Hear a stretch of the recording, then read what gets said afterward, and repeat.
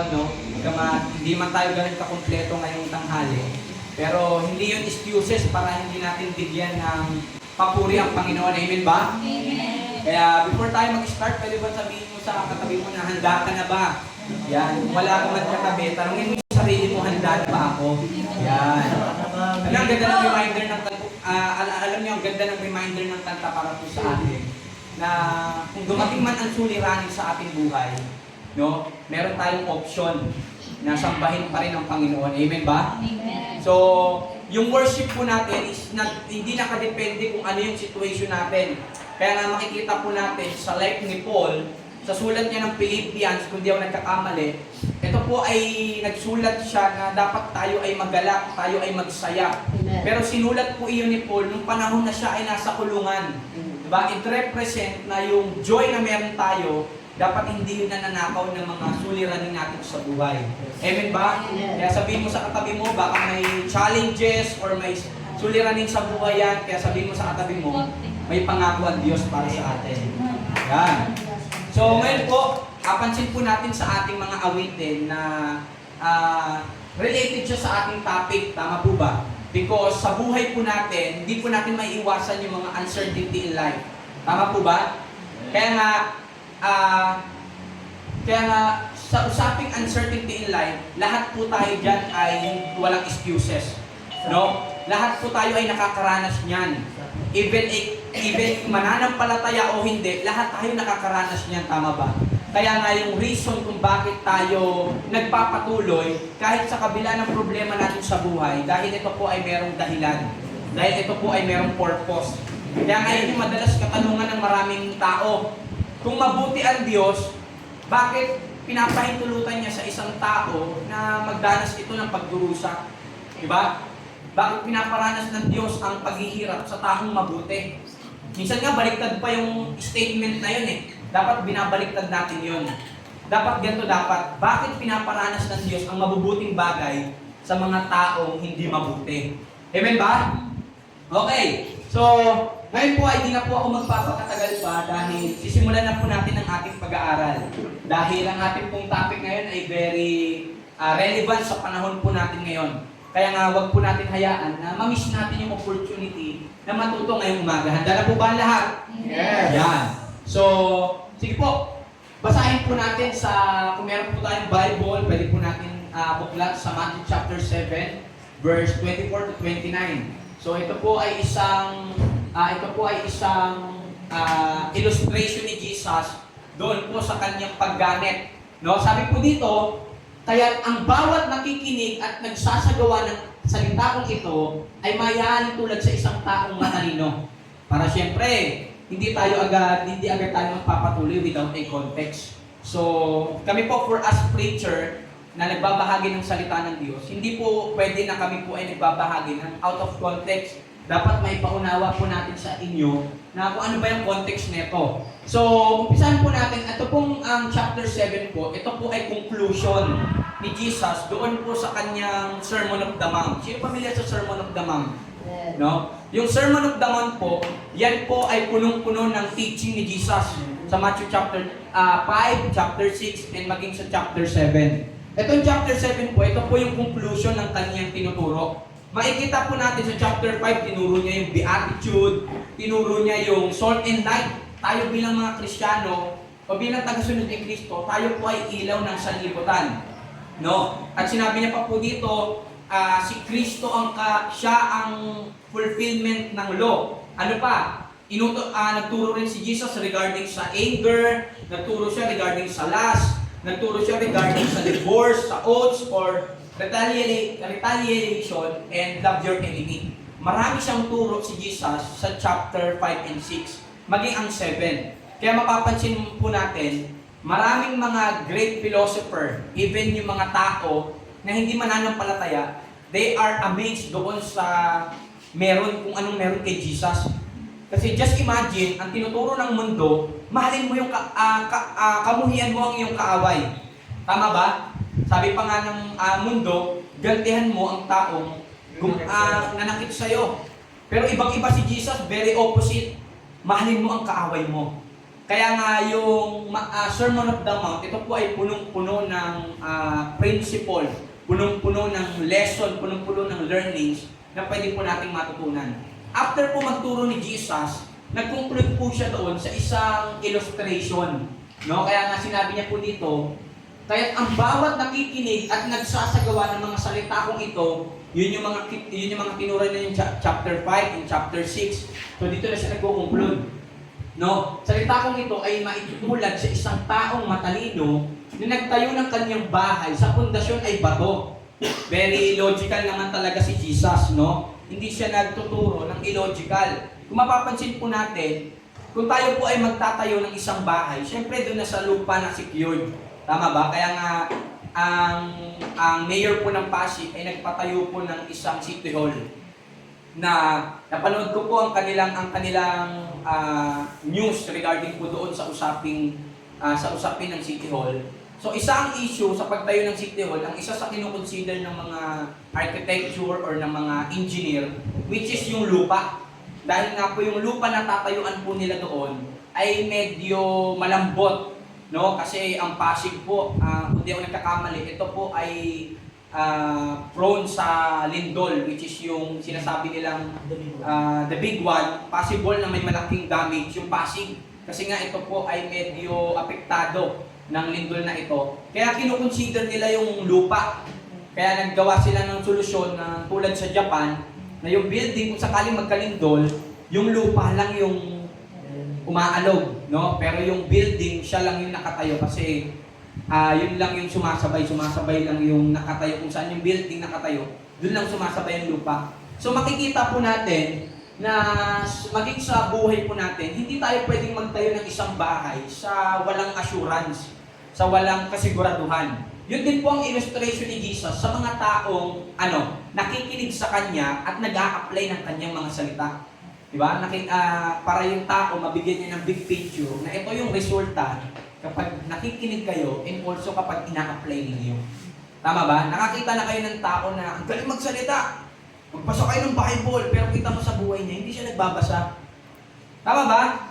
Meron kang makikita ng tao na wag mo i-chismis yung kaibigan mo. Pero siya mismo, chinichismis niya kaibigan niya. Tama ba? Ganun ang nangyayari sa taong walang application. Kaya nga, yun po ang gusto i-point dito ni Jesus. So ngayon, ito na. Mahalin tulad siya sa isang taong matalino na nagtayo ng kanyang bahay sa pundasyon ay bato. E di ito na ngayon. Dumating ang malakas na ulan. Yan. Dumating ang baha. Binayo ng malakas na hangin ang bahay na iyon. Ngunit hindi ito nagdiba sapagkat iyon ay nakatayo. Saan? Sa bato. Sa bato. Di ba? So ito naman ang sinabi ni Jesus sa verse 26.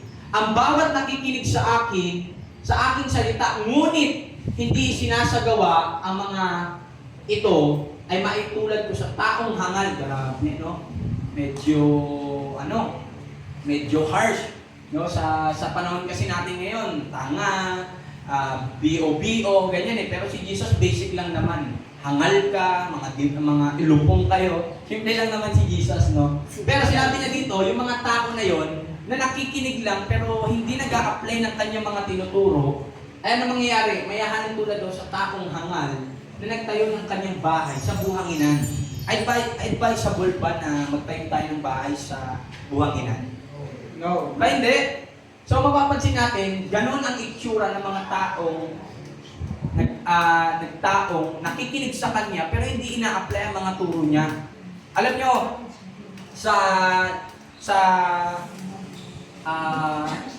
paglabas ng Christianity, sa usaping labas ng Christianity, ano ang term doon kapag circular, yan. Maraming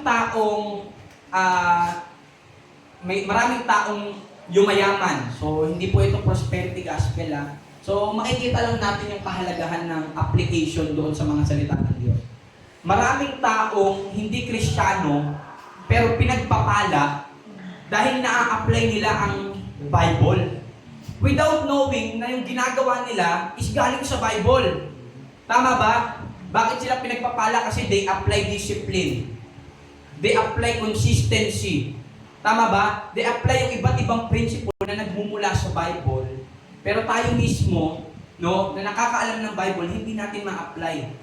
Kaya nga nakakalungkot, yung nagbe-benefits pa ng mga tinuturo ng Bible, yung mga taong wala pang relationship sa Diyos. Kaya nga, we need to acknowledge or we need to study more regarding po doon sa ating pag-aaral ng salita ng Diyos. At ano pa pong sabi niya? Verse 27, umulan ng malakas, bumaha at binayo ng malakas na hangin ang kanyang bahay. At ito ay bumagsak ng lubusan at nawasak. Mapapansin po natin, yung dalawang illustration ni Jesus, yung matalino at yung hangal, parehas lang naman sila nakaranas ng baha. Tama ba? Napansin nyo? Parehas lang sila nakaranas ng malakas na baha, malakas na ulan. Parehas lang sila nakaranas ng malakas na bagyo. Kung makikita po natin, hindi porke tayo po ay mananampalataya na, hindi porke mananampalataya na tayo, ay exempted na tayo sa mga problema sa buhay. Tama ba?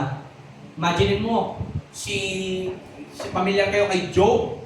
Imagine mo si Job, no? Wala naman siyang kaalam-alam doon sa conversation nila ni Satan at ng Diyos. Pero imagine mo, makikita po natin sa life ni Job na bagamat merong challenges in life, uncertainties in life, pero hindi option na tayo po ay hindi magpuri sa Panginoon. Tayo po ay may option para papurihan at pasalamatan pa rin natin ang Diyos. And that's the reason, makikita po natin dito na same scenario lang din ang nangyari. Nakaranas sila parehas. Pero ano lang yung pinagkaiba? Ang pinagkaiba, yung meron silang foundation sa buhay. Minsan dito bumabagsak ang maraming kabataan. Because they lack foundation sa usapin ng sexuality, sa usapin ng financial, sa usapin ng relationship, maraming kabataan ang bumabagsak ngayon. Tama ba?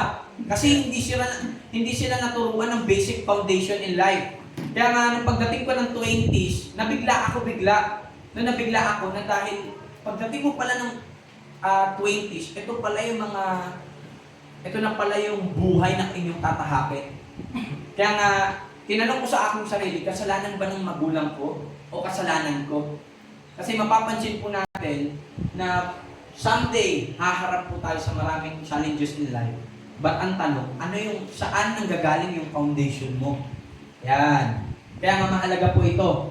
Namangha, anong nangyari nung narinig nila yung last conclusion ni Jesus? Namangha kay Jesus ang mga tao nang kanilang marinig ang kanyang mga pagtuturo. No, sapagkat nagturo siya, si Jesus, ng may kapangyarihan at hindi tulad ng mga pagturo ng mga kautusan. Which is yung pinapoint niya dito yung mga Sadducees, yung mga Pharisees. No, ibang-iba kasi yung style ng teaching ni Jesus. So ano yung dalawang pwede natin matutunan dito? Two things we can learn in this passage. Una, build your foundation in Christ. Tayo po, for us Christian, no, common na po sa atin na tayo po ay meron dapat pananampalataya kay Kristo. But sometimes, imagine po natin, no, kung wala kang Kristo sa buhay mo, ang hirap. Tama ba? Tayo pa nga lang na meron ng Jesus. Hirap na tayo sa buhay how much more yung mga tao walang Jesus. And that's the reason na we need to build our foundation in Christ. Kaya nga very practical yung sinabi dito ni Jesus, ang bawat tao na nakikinig at nagsasagawa ng mga salita kong ito ay may tulad sa isang taong matalino na nagtayo sa kanyang bahay, sa pundasyon na ito. Si Jesus ang ating pundasyon sa buhay. Amen ba? Si Jesus ang pundasyon ng ating pananampalataya. Si Jesus ang foundation ng ating pagtitiwala sa Diyos. That's the reason we are here, because of Christ. Ang ganda ng principle dito ni Paul. Hanggang natin, Philippians 3, chapter 3, verse 7 to 8. Sabi niya dito, ngunit dahil kay Kristo, ang mga bagay na pinapahalagahan ko noon, imagine niyo pinapahalagahan ko noon, ay itinuring kong walang kabuluhan ngayon. Wow! Sa panahon po natin ngayon, we value career. We value cash. We value family. Wala namang masama po doon. But, alam niyo, nakaka-amaze si Paul. No? Ginawa niyang walang kabuluhan ng mga bagay na meron siya. Even yung credentials niya bilang Pharisees, even yung credentials niya bilang Hudyo, no, bilang isang pinili o bilang isang hinirang. Sabi dito, oo, itunurin kong walang kabuluhan ang lahat ng bagay bilang kapalit ng lalong mahalaga. Sino yung mas mahalaga? Sabi niya, ang pagkakilala kay Kristo Jesus na ating Panginoon. Ang lahat ng bagay na pinagpalagay kong walang kabuluhan at itinuring kong basura, grabe, nang makamtan lamang si Kristo. Wow! Ganon yung principle ni Paul regarding doon sa mas mahalaga. Kaya nga si Jesus, nung nagtuturo siya ng mga turo niya sa Matthew, sabi niya dito, na huwag kayong mag-impok ng kayamanan dito sa lupa.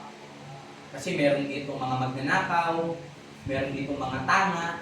Alam niyo yung tanga? Yung may nakasign na huwag nang tumawid, pero tumawid, ayun, namatay. Ang tawag doon, tanga. Hindi, wala. Iba naman po yun. So, meron mga tanga. Ito po ay mga uri ng insekto. No? Mga insekto, kinakalawang. So, it means, sinabi ni Jesus na huwag kayong mag-impok dito sa lupa. Ba't doon po sa langit. Nung una ko itong narinig, nung ako po ay di pa Kristyano, ano ba yan? Ang demanding naman ng Diyos. Ano ba yan? Parang wala kang kalayaan na maging masaya sa buhay. Yun yung aking thinking.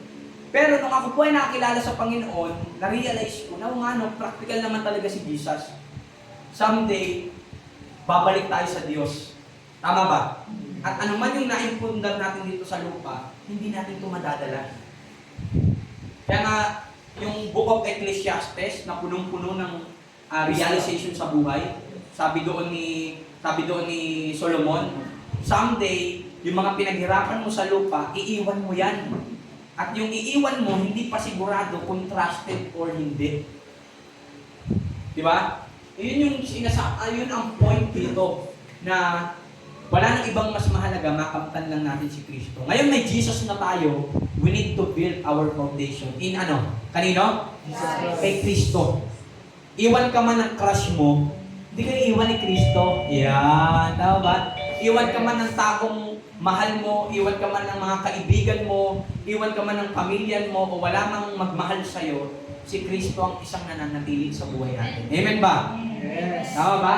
And si Kristo rin ang nagtuturo paano mahalin yung mga taong hindi ka mahal-mahal.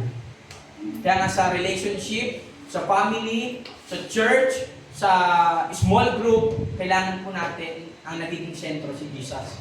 Kasi saan tayo kukuha ng pag-ibig sa mga taong hindi ka ibig-ibig kung wala si Kristo? Si Kristo yung source natin ng love. In that reason, pinaparanas din natin sa tao yan. Amen ba? Amen. Ngayon, ano yung una? Build our foundation in Christ. Amen. And last, dahil si Brother Cedric, last na po tayo, biro lang. Makakahabol ka pa, bro. Build your foundation in His Word. Yan. Kaya nga sabi ni Jesus, hindi lang sa tinapay nabubuhay ang isang tao. Aso. Ay, biro lang. Ang tao. Dahil tayo po ay composed ng tatlong materyales. No? Tayo po ay composed ng tatlong materyales na which is body, souls, and spirit. No, yung body, nangangailangan niya ng food, which is yung kanin, or yung mga prutas, o mga gulay. Yan yung pangangailangan natin physical. Etong body, ito yung babalik sa alabok. Tama ba? And yung spirit, ito rin yung babalik sa Diyos. But yung soul, ito yung merong mind, will, and emotion. Tama ba? Ito yung merong mind, will, and emotion. Na which is yung soul natin yung nangangailangan ng pagkain ng salita ng Diyos. Amen.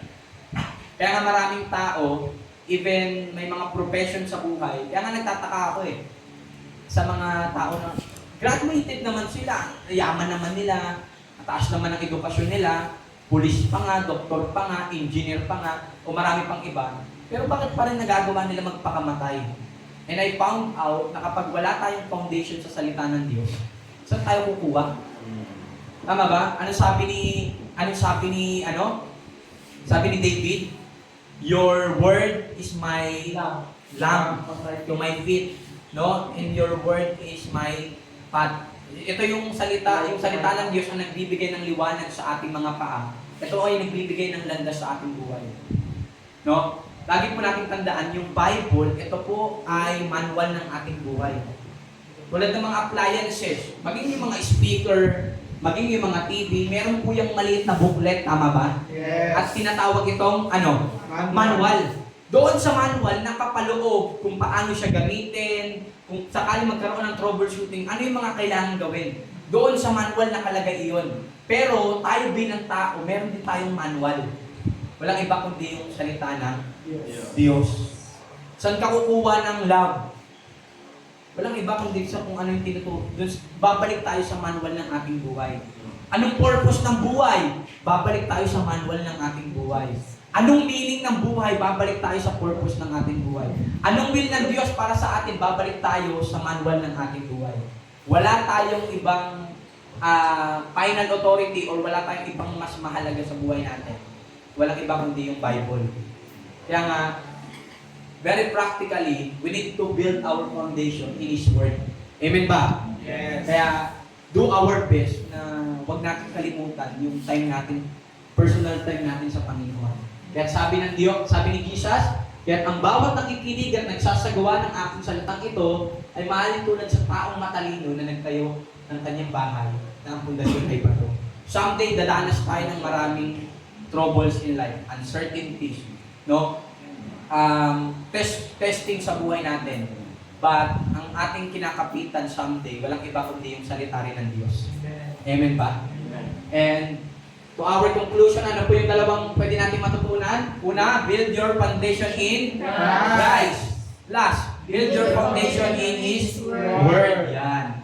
In our conclusion, when we experience uncertainty in life, it reveals who we are. Tama ba? Pag makaranas tayo ng mga testing sa buhay, challenges in life, it reveals who we are. Yes. It reveals kung sino ka. Yes. Tama ba? Hindi yun paraan ng Diyos para kamuhian ka, para pahirapan ka. Minsan, yung uncertainty in life, it reveals kung sino tayo sa harapan ng Diyos. Tama ba? Kaya nung nakita natin yung dalawang uri, nung dumating yung mga pagsubok sa buhay, nakita kung sino yung matibay sa kanila. Nakita kung sino yung may matibay na pundasyon. Nakita kung kanino sila nananampalataya. Nakita kung kanino sila nagtitiwala. Yan.